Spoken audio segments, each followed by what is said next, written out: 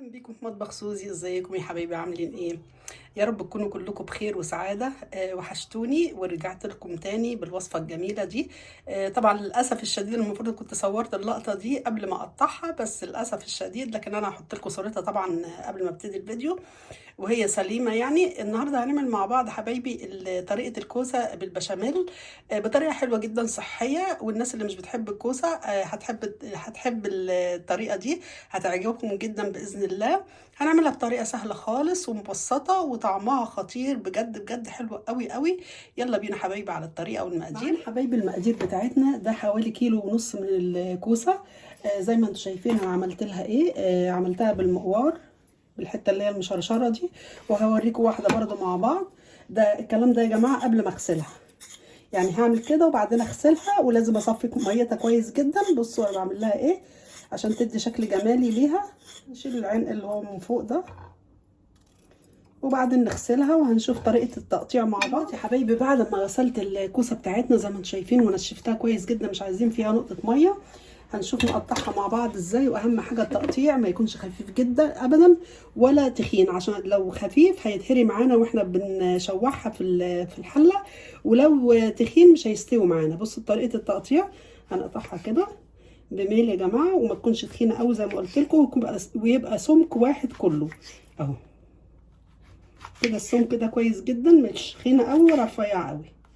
هنقطعها كلها بالشكل ده، وزي ما انا قلت لكم هي ناشفه. بصوا منظرها شكلها ايه دلوقتي حبايبي. بعد ما قطعت الكوسه كلها بالمنظر ده، كلها سمك واحد، ده اهم حاجه. معانا حله على النار حطيناها، الحله لازم تكون كبيره شويه يا جماعه عشان نعرف نقلب الكوسه بتاعتنا. هنولع النار وهنحط فيها معلقه سمنه او زبده اللي عندكم الاول متوفر، ومعلقتين من الزيت، حبه زيت كده. لما تسخن الحله بتاعتنا دلوقتي حبايبي، بعد ما السمنه سخنت زي ما انتم شايفين كده، هننزل عليها الكوسه وهنفضل نقلب فيها لحد ما تستوي معانا، يعني 3/4 سوا، مش عايزينها تتهرى معانا ولا تبقى نيه، عشان تستوي في البوتاجاز يعني او في الفرن بسهوله. هنفضل نقلب فيها كده اهوت من حين لاخر، بس نخلي بالنا ما تتهراش معانا. نخليها كده شويه وبعدين نقلبها، يعني مش نفضل نقلب فيها على طول على طول، شويه كده ونقلب فيها. طبعا حبه ملح،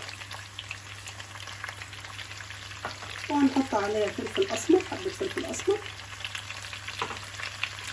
مكعبين ماجي، ده طبعا حسب الرغبه، لو مش حابين خلاص تحيقوا بالملح بس. دلوقتي حبايبي زي ما انتم شايفين الكوسه بتاعتنا بعد ما شوحناها وبقت يعني شبه 90% انها استوت.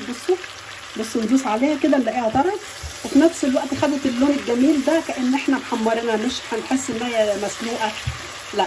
دلوقتي زي ما انتم شايفين كده نزلت ميه، احنا مش عايزين الميه دي خالص، هنصفيها في المصفى. هنحط الكوسه بتاعتنا زي ما انتم شايفين، الميه دي لازم تصفى خالص منها يا جماعه، مش عايزين فيها نقطه ميه، علشان خاطر كمان ما تبقاش ممييه كده ومش حلوه. بصوا انا لسه طبعا حطاها زي ما انتم شايفين، هتصفي كل الميه والدهون اللي فيها، احنا عايزينها من غير اي حاجه، وفي نفس الوقت استوت يعني تعتبر 90%. هنكبر مع بعض البشاميل. معانا 4 كوبايات من الحليب السائل عادي اللي احنا كده هنحطه على النار.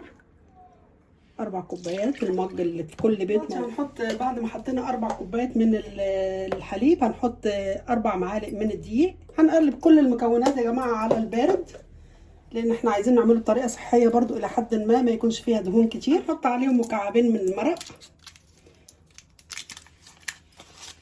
نفركهم كده، حبه فلفل اسمر، ما نكترش قوي عشان ما تسودش، ومعلقه صغيره بس من السمنه او الزبده. انا مش حابه ان هي تبقى دسمه قوي يا جماعه، بحاول على قد ما اقدر عشان ايه يعني اللي عامل دايت يعرف ياكل منها. هنحطهم على النار ونشوف مع بعض. حبايبي بعد ما عملت البشاميل على البارد، قلبته على البارد، حطيته على النار بكل الحاجات اللي انا حطيتها، الفلفل الاسمر والماجي ومعلقه السمنه الصغيره. بصوا بدا يدخن معانا، كانت على نار عاليه طبعا، وايدينا تقلب، ما نخلوش ابدا من غير ما نقلبه، يعني عشان ما يتكتلش حسب الرغبه. بصوا الكريمي وجميل ازاي، بصوا تحفه بجد، حلو قوي قوي وسهل وصحي وجميل. بصوا قد ايه جميل. بصوا لو حابين نخففه شويه هنخففه، مفيش اي مشكله، بس نوطي البوتاجاز بقى شويه كده اهو. دلوقتي حبايبي بعد ما خلصت البشاميل زي ما انتم شايفينه كريمي وخفيف وجميل جدا، هناخد مغرفه منه نحطها في البايركس بتاعنا، طبقه كده خفيفه يعني ما نكترش، نفردها كده في البايركس عشان تساعد على تماسك الكوسه بتاعتنا، ما تبقاش مفروله او يعني مش متماسكه كده. دلوقتي هنجيب بقى قطعه من الكوسه نرصها كده. طبعا التقطيعه دي بتساعدنا ان احنا نقدر نفردها، وزي ما انتم شايفين الكوسه بتاعتنا تعتبر شبه مستويه. دلوقتي زي ما انتم شايفين بعد ما فردت الكوسه بتاعتنا هنحط عليها طبقه من البشاميل. بنسيت اقول لكم يا جماعه ان انا حطيت، بصوا الجبنه الموتزاريلا بتديها مطه جميله ازاي.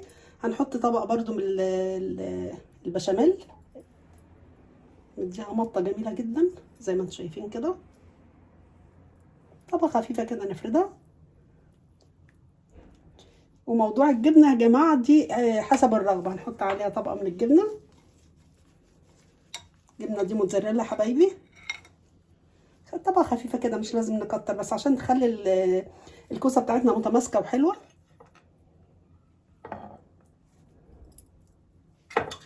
ربع كيلو لحمه يعمل لنا الصينيه الجميله دي زي ما انتم شايفين كده. اللحمه دي انا كنت عاملاها يا جماعه مجهزاها، طبعا كلنا عارفين طريقه العصاج اكيد، يعني طريقته سهله خالص. بنشوح البصله يعني تدبل كده، مش هنحمرها ولا اي حاجه، ننزل بيها على ننزل اللحمه على البصله ونحيقها بالملح والفلفل والبهارات السبعه. طبعا المنظر ده كده هنعملها طبقات يعني على حسب ما الكوسه يعني البايركس ياخد معانا اهو. بعد ما حطينا الطبقه الثانيه هنحط عليها برضو مغرفه من البشاميل كده ونفردها عليها. احنا هنعملها طبقه 3 طبقات، لو حابين تعملوها طبقتين بس زي ما احنا بنعمل مثلا مكرونه، نعمل طبقتين من تحت من الكوسه ونحط عليها البشاميل وبعدين العصاج او الجبنه وبعدين العصاج، حبه صغننه كده مش لازم كتير قوي يا جماعه اهو. ريحتها بجد بجد تحفه، لحمه مفرومه.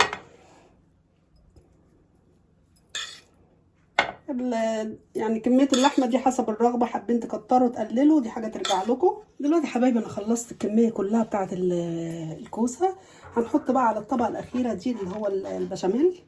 حبه البشاميل دول لقيتهم يعني تخنوا شويه كده، رحت مزوداهم حبه لبن. ماشي يا جماعه، ما تخلوش تخين قوي عشان ما يبقاش حلو. بس هنرش عليها برده جبنه، ودي حسب الرغبه برده، يعني حسب رغبتكم. لو عندكم مش عندكم خلاص مش ما فيش اي مشكله. جدا شكلها حلوه قوي قوي، وبصوا منظر الطبقات تحفه. احلى صينيه كوسه هتاكلوها باذن الله، ولا فيها ميه هتنز ميه ولا اي حاجه، عشان احنا صفينا الميه والدهون اللي كانت فيها كلها قبل ما نحطها يا جماعه. هتبقى حلوه قوي، ونحطها في الفرن ونرجع نشوفها بعد ما تخلص. ادي حبايبي الصينيه بتاعتنا طلعت من الفرن زي ما انتم شايفين، طبعا هي سخنه خالص خالص، فبالتالي طبعا الحته بتاعتها مش القطعه بتاعتها مش هتطلع سليمه. انا يا جماعه ولعت عليها الفرن على درجه حراره 200، وولعت الفرن الاول من تحت 10 دقايق، وبعد كده رحت مولعه عليها بس الشوايه تاخد اللون ده، لان طبعا الكوسه بتاعتنا زي ما انتم عارفين انها مستويه، مش محتاجه ان هي تقعد عشان تطلع معانا كمان جوسي وحلوه، مش محتاجه انها تقعد كتير. هنقطعها طبعا قطع، بصوا قد ايه هي بقى جميله وجوسي حلوه قوي قوي. بصوا طبعا هي مش هتطلع معانا حته سليمه يا جماعه، لان هي طبعا زي ما انتم عارفين الحاجه وهي سخنه مش هتطلع سليمه. بس انا برضو هوريها لكم لما تبرد خالص، هطلع لكم قطعه واوريها لكم وهي بارده. انا طبعا بحب بصراحه اكلها وهي سخنه. هنطلع قطع بس اهم حاجه نفصل كده عشان نعرف نطلعها، ويا رب تطلع سليمه معايا اهو. بص الجبنه بقى عمال تمط ازاي وجمالها، بصوا تحفه. اجمل حاجه في الدنيا طعم الكوسه، بحبها جدا جدا، واتمنى طبعا الطريقه دي تخليكم انتوا كمان تحبوها لو مش بتحبوها. قد ما نقدر على قد ما نقدر يا جماعه الطبق معانا نلحق نفسنا، عشان طبعا زي ما انتم شايفين ان هي ايه مش ماسكه نفسها خالص، بس الكوسه جميله ومستويه وتحفه. بصوا بقى شكلها، بصوا الكوسايه متماسكه ازاي وفي نفس الوقت مستويه، بتتقطع معانا مش مهريه ولا سايحه على بعضها. بص الكوسايه بكوسيتها زي ما انتم شايفين، بس مستويه وجميله ازاي، طعمها وريحتها مش قادره اقول لكم جايبه اخر الشارع. تعالوا ندوق مع بعض كده ونشوف.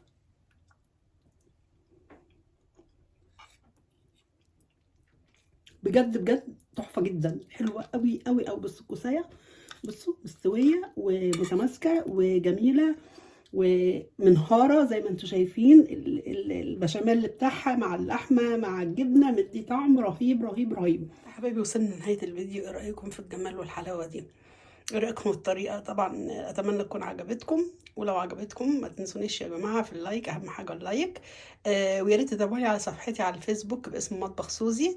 ويا رب الوصفه تكون عجبتكم يا حبايبي، ويا ريت تطبقوها يعني، وتقولوا رايكم في الكومنتات، واقول لكم سلام، باي باي.